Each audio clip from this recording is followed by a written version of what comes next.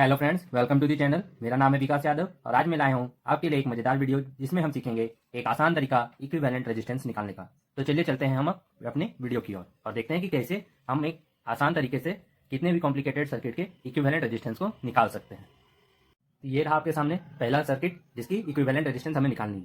तो equivalent resistance निकालने में सबसे बड़ी प्रॉब्लम क्या आती है कि हम कैसे जाने कि कौन से पैरेलल में है और कौन सी सीरीज में है। जैसे इस फिगर में ये एक सिंपल फिगर है जिसमें आपको क्लियरली दिख रहा है कि ये पैरेलल में, ठीक है, लेकिन वो कैसे जाने। तो आपको बस एक बेसिक रूल फॉलो करना है जिससे आपको कौन सी रजिस्टर सीरीज में है और कौन सी पैरेलल में वो आपको पता चल जाएगी। तो क्या करना है आपको, जैसे इस पॉइंट से इस पॉइंट तक की आपको निकालनी है। तो आप यहाँ से करंट सबसे पहले आपको क्या करना है, पूरे सर्किट में करंट दौड़ाना है। वो कैसे, यहाँ से आप एक करंट दौड़ाई, जैसे मैं आई दौड़ाता हूँ।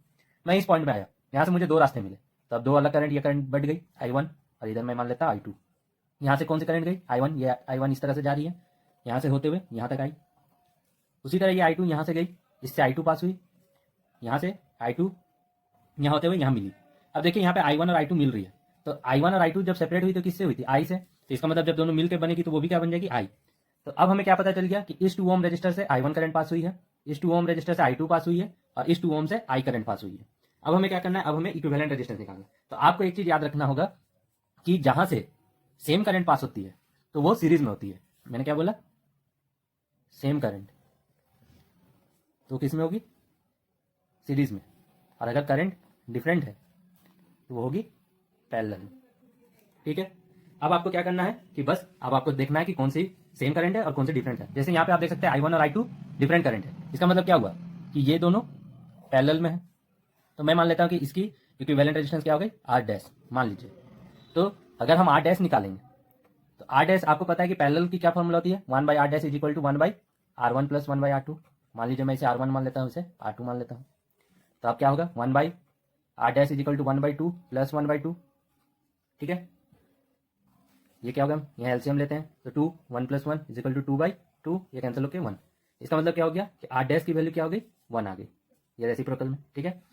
अब देखिए ये इक्विवेलेंट रेजिस्टेंस का मतलब क्या हुआ कि अब हमारा फिगर कुछ इस तरह से बन गया। यही फिगर जो आपको ऊपर में दिख रही है, ये फिगर इक्विवेलेंट रेजिस्टेंस निकालने के बाद कैसे बन गई वो हम देखते हैं। कुछ इस तरह से बन गई कि इस पॉइंट से जा रही थी।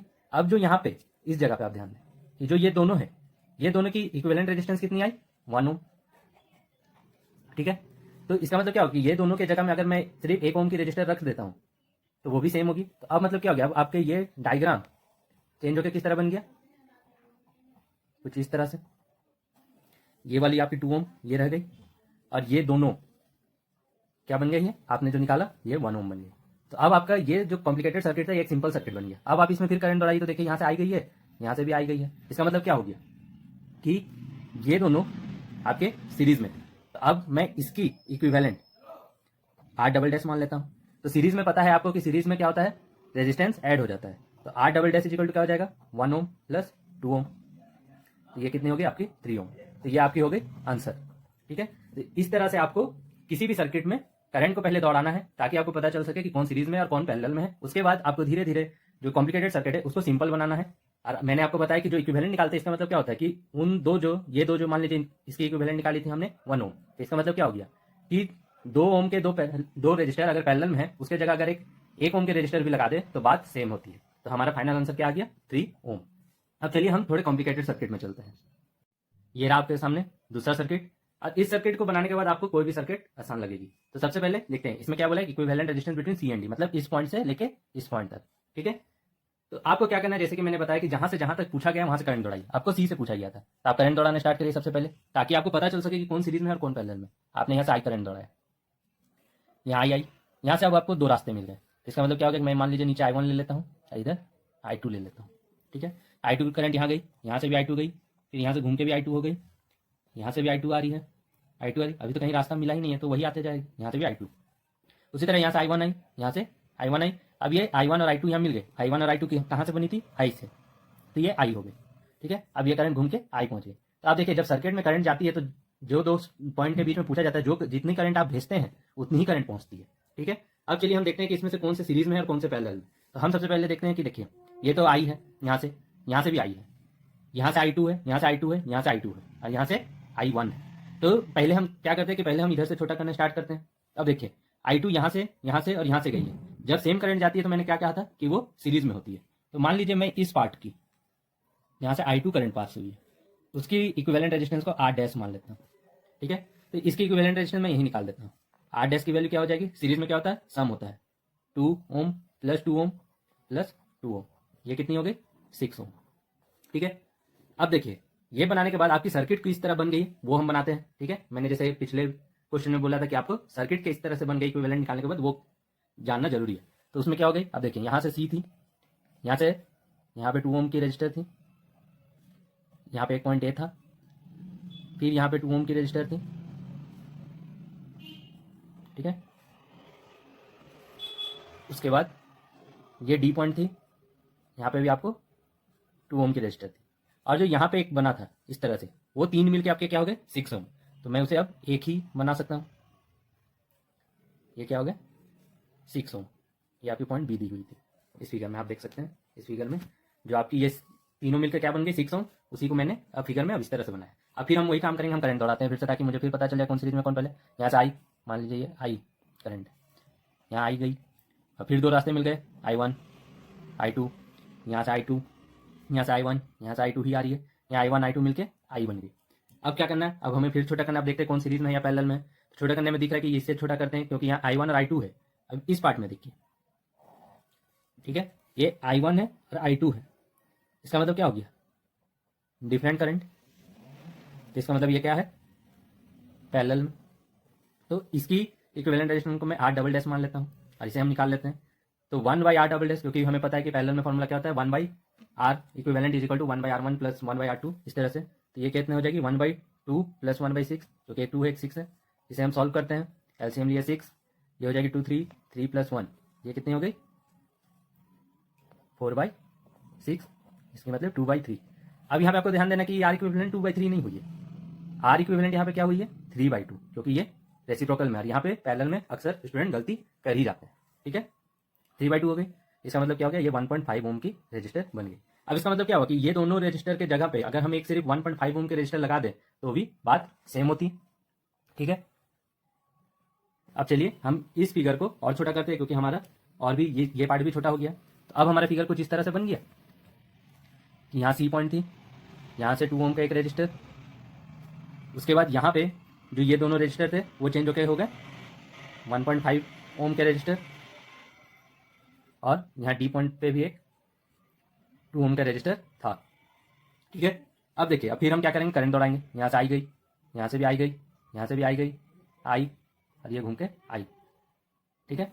इसका मतलब क्या हुआ, जो करंट गई वही आ गई। अब देखिए तीनों में करंट क्या है, सेम, तीनों से आई करंट ही पास हुई है, मतलब सेम करंट, इसका मतलब सीरीज में है, ठीक है। अब हम इसकी फाइनल ये R इक्विवेलेंट निकालते हैं। तो R इक्विवेलेंट अब क्या हो गई, 2 ओम प्लस 1.5 प्लस 2 ओम, ये कितनी हो गई, 2 + 2 4 15.5 ओम।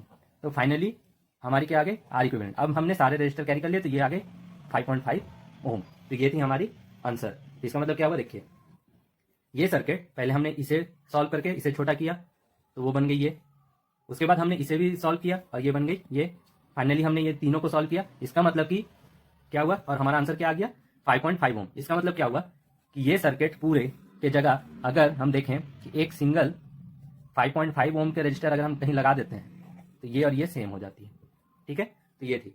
अब इसी में एक देखते हैं, ये तो सी से डी पूछ रहा है, कहीं कहीं पे ए से बी पूछता है। एक ही सर्किट में अलग अलग पॉइंट में अलग अलग रेजिस्टेंस आ जाते हैं। तो अब हम देखते हैं कि ए से बी में क्या होता है, ठीक है। तो ये मैंने ले लिया एक फ्रेश फिगर। अब इसमें हम निकालेंगे ए से बी, जो पहले इसी फिगर में हमने सी से डी निकाली थी। तो मैंने जैसे कहा था कि जहां से आपको पूछा गया है जहां तक करंट वहीं से आना चाहिए, तो यहां से आता है। मान लीजिए यहाँ से अगर आपको दिक्कत होता है इस तरह के पॉइंट में, तो आप अपने से एक लाइन खींच लीजिए इधर, ठीक है। आप मान लीजिए यहाँ से आई करंट ले गए, अब क्या हुआ, यहाँ से 3 रास्ते निकल गए, ठीक है। 3 रास्ते निकले तो यहाँ क्या हो गया, मान लीजिए इधर I1, इधर I2 और इधर I3 चल गए, ठीक है। 3 रास्ते थे, इसलिए मैंने 3 करंट में उसको डिवाइड कर दिया। ये I1 इधर चला गया अपना, I2 यहाँ आया, I3 इधर गया, यहाँ से भी I3 गया, यहाँ से भी I3 गया, यहाँ से भी I3 गया, और यहाँ पे I3 आया, और यहाँ से I2 आ रहा है। अब देखिए I2 और I3 मिल के कुछ नहीं बने थे, क्योंकि ये I कहाँ से था, I1 I2 I3 से। तो मैं मान लेता हूँ यहाँ से I4 चल गया, ये दोनों को मिला के मैं I4 मान लेता हूँ, और इधर ये I4 हो गया, ठीक है। अब देखिए इसमें एक बात ध्यान देना है कि मैंने कहा था कि जो करंट जाती है जिधर से जाती है वो आती है फिर इसी पॉइंट में। अब एक चीज ध्यान दीजिए कि क्या ये I1 करंट कहीं से भी बी पॉइंट तक पहुंची है। आपको ये जरूर देखना है कि जो इस पॉइंट से जिस पॉइंट तक पूछा गया है जो करंट आ रही है वो उस पॉइंट तक आ रही है कि नहीं। तो यहाँ पे देखिए कि I1 करंट जो है ये सी तक आई, उसके बाद इसे बी तक आने का कहीं रास्ता नहीं है। तो इसका मतलब इसका होना ना होना एक बराबर है, इसलिए इसे हम काट देंगे।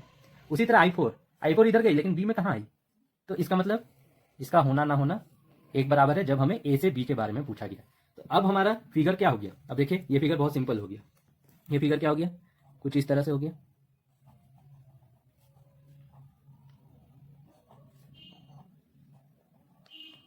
अब ये फिगर हो गया, ये ए था ये बी था और सारे 2 ओम के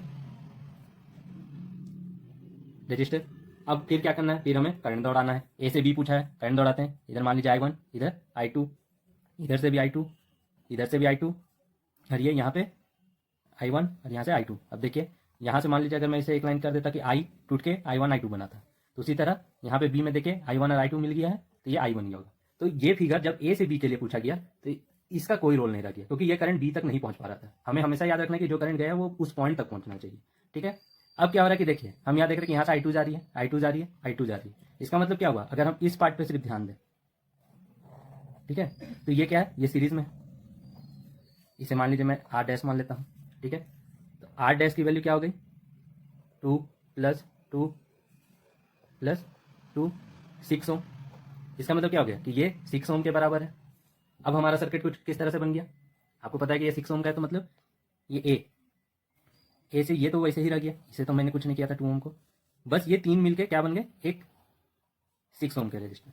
और ये आपका ए पॉइंट था और ये बी पॉइंट। फिर हम करंट दौड़ा लेते हैं एक बार ताकि पता चल जाए, क्लैरिटी आ जाए कि सीरीज में केवल ऐसे तो देख के भी आपको पता चल रहा है कि ये पैरेलल में, इधर से I1 इधर से I2, ये I1 ये घूम के यहाँ पे I1 यहाँ से I2 और ये फिर मिलके I1 ये। तो यहाँ पे हमें समझ आ गया कि यहाँ पे I1 और I2 है करंट, 2 रजिस्टर जो हमारे बचे हैं। इसका मतलब क्या, ये डिफरेंट करंट है, इसका मतलब पैरेलल। तो इसकी जो है फाइनल आर इक्विवेलेंट निकालते हैं हम। इसकी आर इक्विवेलेंट कैसे निकलेगी, पैरेलल में हमेशा क्या याद रखना है कि उसकी formula 1/R equivalent is equal to क्या हो जाएगी, 1/R1 2 + 1/6। ठीक है, इसके एलसीएम लेते हैं, ये 6 ये हो गई 3 + 1, तो ये कितना आ गई 4/6, जिसे 2/3।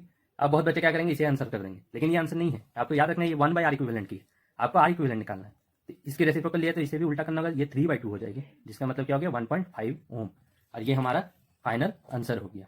तो देखिए एक ही क्वेश्चन में अगर ए से बी में पूछी गई थी तो 1.5 ओम आया, और जब सी से डी पूछी गई थी तब वो कुछ अलग आया था जो 5.5 ओम के बराबर आया था।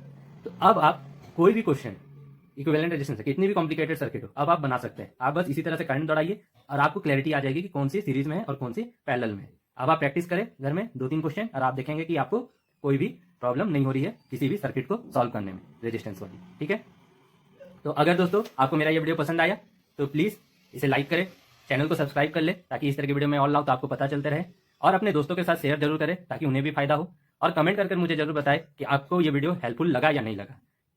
एकदम फ्रैंकली आप बता दीजिए कि आपको हेल्पफुल लगा या नहीं लगा। तो चलिए दोस्तों, मिलते हैं हमारे नेक्स्ट वीडियो में, तब तक के लिए अलविदा।